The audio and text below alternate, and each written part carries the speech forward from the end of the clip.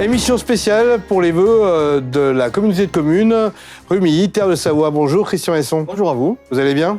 Très bien, magnifiquement bien. On se retrouve en tant que président de la communauté de communes. Alors déjà, un portrait, bien comprendre le nombre d'habitants, l'importance de cette communauté de communes. Oui, la communauté de communes Rumilly, Terre de Savoie, qui existe depuis l'année 2000.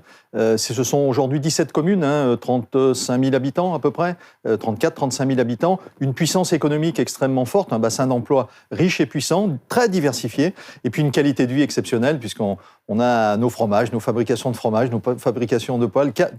Rumilly, capitale mondiale de la poêle. Donc tout un tas de belles industries, c'est vrai. De belles industries et de choses magiques. Et puis le GFA qui nous a emmenés l'année dernière, en 2021, sur des sommets de réussite et de brio. Que du positif. Toutefois, on va aborder un premier thème qui a été complexe, ça a été bien sûr la crise sanitaire. Sujet complexe, certes, mais sujet abouti, puisque vous avez su passer la crise et répondre aux demandes de la population. Oui, un travail extrêmement important, une nécessité de réunir à la fois le personnel pour maintenir le service public dans un environnement sanitaire extrêmement complexe et difficile. Nécessité effectivement de mise en place de cellules de crise, je le disais, maintien du service public. Merci effectivement à l'ensemble de nos collaborateurs pour cette importante réussite. Et puis un dossier important, c'était le centre de vaccination. Là aussi, vous avez fait ce qu'il fallait. Oui, au cœur des problématiques effectivement de vaccination. Le centre de vaccination de Rumilly, nous avons démarré à 400 vaccinations en janvier 2021. Nous sommes aujourd'hui à près de 1500 vaccinations par semaine. Collaboration extrêmement précise entre la ville de Rumilly et la communauté de communes. La Covid, c'est bien sûr le côté sanitaire, mais c'est aussi le côté économique. Et là, la Comcom a beaucoup soutenu les habitants et les entreprises. Oui, cellule de veille permanente avec notre comité d'action économique, action spécifique mise en place. J'ai en mémoire effectivement cette action très emblématique, monrumilly.fr, pour mettre en vitrine le commerce de notre territoire qui continue effectivement à perdurer et qu'on va effectivement amplifier encore sur 2022. Président, nous poursuivons avec les thèmes prioritaires pour Rumilly, Terre de Savoie.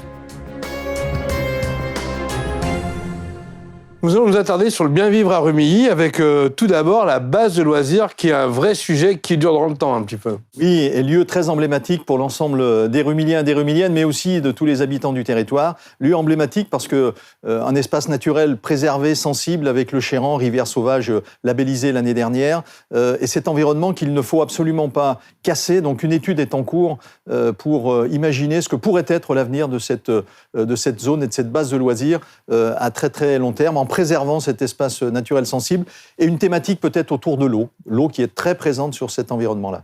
On va parler d'eau, mais plutôt d'un centre aquatique intercommunal. On a besoin de changer de dimension. Et oui, ce centre aquatique dont on parle aussi depuis une quinzaine, une vingtaine d'années, nous sommes là plus du tout dans l'étude de faisabilité, mais dans l'étude de réalisation. Donc nous avons deux échéances extrêmement importantes, celle du mois de mars-avril pour déterminer le lieu. Aujourd'hui, il y a deux lieux possibles, soit la réhabilitation en lieu et place du centre de la piscine, soit la délocalisation effectivement sur la base de loisirs. Et la deuxième date, c'est à l'été prochain, où nous lancerons effectivement les consultations pour la construction de ce centre. Bien vivre le territoire, c'est optimiser la mobilité, qui est un sujet de toutes les Comcom aujourd'hui. Là aussi, vous voulez aller de l'avant. Oui, on veut aller de l'avant et on veut bénéficier aussi de toutes les choses qui sont en place et qui sont en train de se construire autour du schéma véloroute des 5 lacs de la région Rhône-Alpes. Nous sommes intégrés dans ce schéma-là entre Aix-les-Bains et Annecy. Et bien, il y aura du Rumilly véloroute. Ça arrivera effectivement au plan d'eau dont on évoquait l'éminence résultat tout à l'heure. Et puis la liaison avec le département de la Haute-Savoie sur Seyssel et la Via Rhôna. Nous sommes au cœur effectivement de ce grand territoire. En parlant de transport, je vous propose de regarder un reportage qui vous permet de bien comprendre l'importance de ce sujet.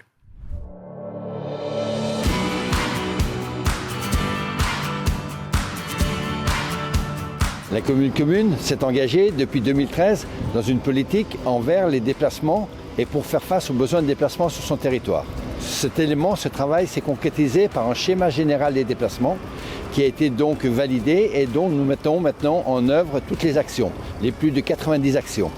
Nous avons commencé par une très emblématique qui était la mise en place d'un réseau de transport urbain sur la ville de Rumilly, le réseau Gibus. Maintenant, nous avons ouvert un autre dossier, le dossier vélo, qui se concrétise par donc la prise de compétences itinéraires structurants pour les véloroutes Et de manière plus précise encore, au cours du premier semestre 2022, nous verrons la mise en place d'une vélostation qui est quelque chose de très nouveau sur notre territoire. Donc un nouveau service va arriver, dénommé J-Vélo, donc le cousin de J-Bus, mais pour les vélos cette fois avec une vélostation en gare de Rumilly. Un partenariat avec la SNCF, la communauté de communes fait des travaux dans l'aile nord du bâtiment voyageur et va pouvoir proposer aux habitants un certain nombre de services autour du vélo, donc de la location de vélos et de vélos électriques essentiellement, et puis de la location de consignes de vélos en entrée de ville de Rumilly.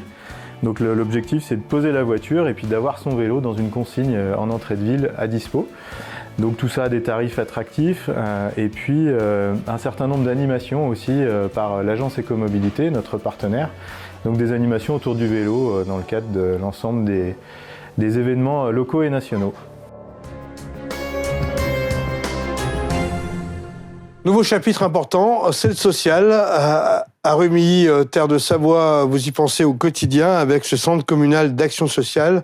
Plusieurs thématiques y sont traitées. Alors effectivement, nous voulons passer de ce centre communal d'action sociale, c'était un engagement de mandat, à un centre intercommunal effectivement d'action sociale. Donc les 4 thématiques aujourd'hui qui font consensus et sur lesquelles nous avons besoin de travailler pour une réponse unique dans chacune partie de nos territoires, c'est effectivement la jeunesse, extrêmement importante au cœur de l'ensemble de nos préoccupations, la gérontologie, l'accompagnement de la fin de vie, le handicap, parce que malheureusement aussi, il ne faut pas oublier tous les gens qui sont porteurs de handicap, et puis le logement aidé, qui est aussi une complexité dans la pression foncière que l'on a sur notre territoire.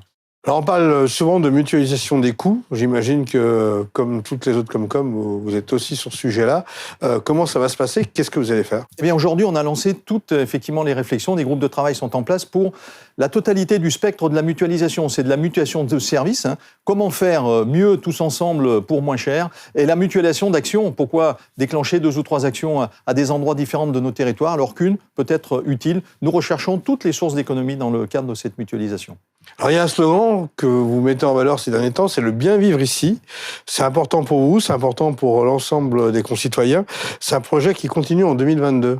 Oui, on a un certain nombre de volets à lancer. Notre plan local d'urbanisme intercommunal qui va concentrer une action extrêmement importante. C'est près de 5 millions d'euros, rendez-vous compte, jamais autant d'argent a été mis pour réhabiliter 200 logements en centre-ville de Rumilly. Mieux vivre, bien vivre à Rumilly, c'est aussi important pour nous.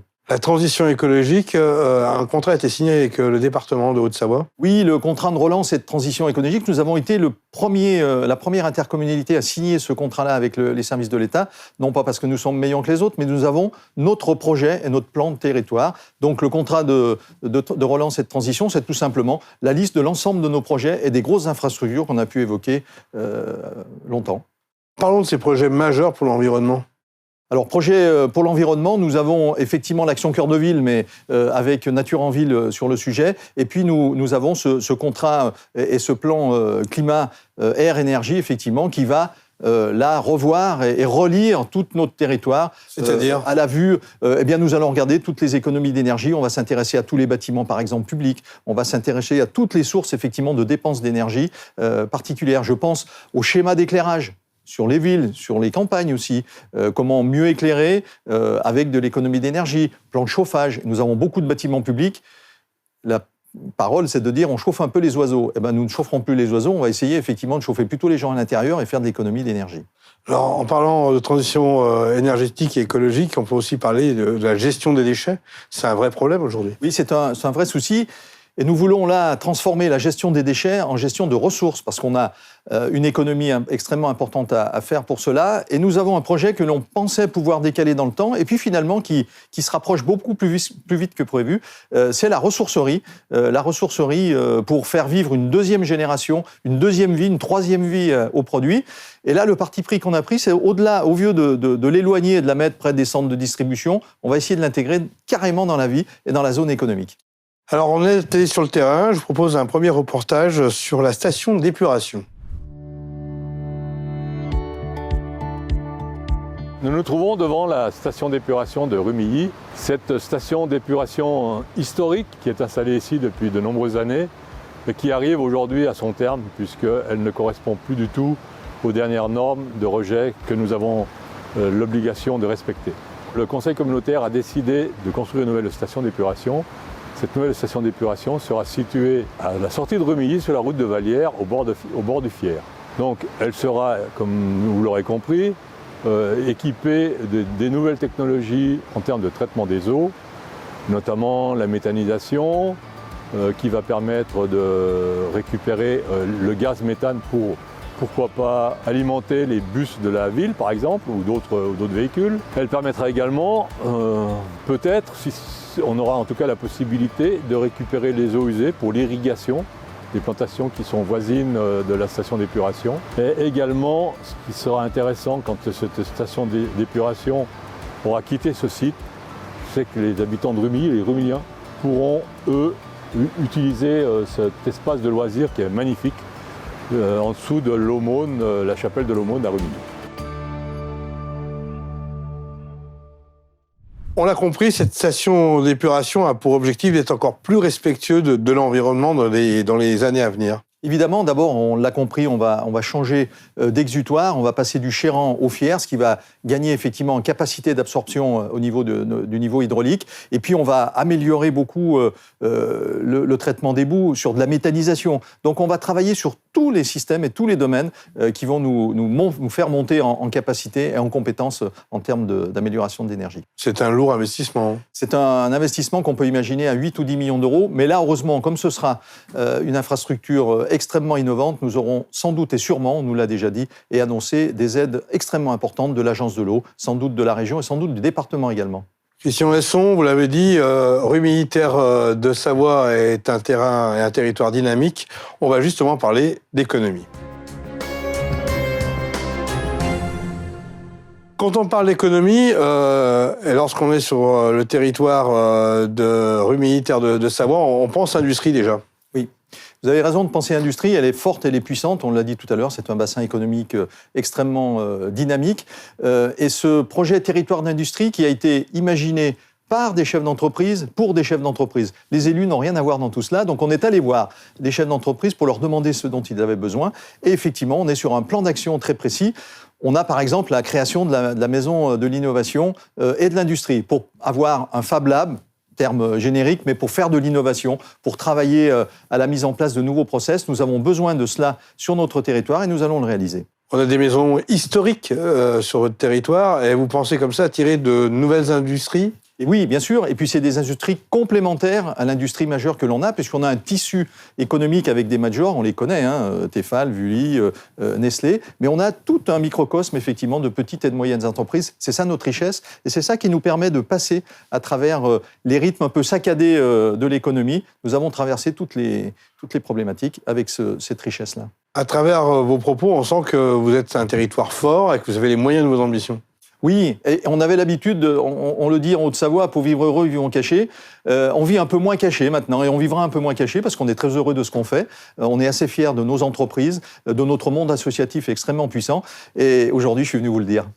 Président, c'est l'heure de souhaiter les bons vœux. Je vous laisse face caméra. Oui, écoutez, moi je voulais effectivement vous souhaiter à tous et à toutes habitants du territoire Rumilly, terre de Savoie, une excellente année 2022, qu'elle soit riche en événements plutôt positifs, qu'elle soit riche également en réussites individuelles. On le sait tous, c'est l'addition des réussites individuelles qui fait une réussite collective. C'est tout ce qu'on se souhaite, c'est tout ce que je vous souhaite pour cette année 2022.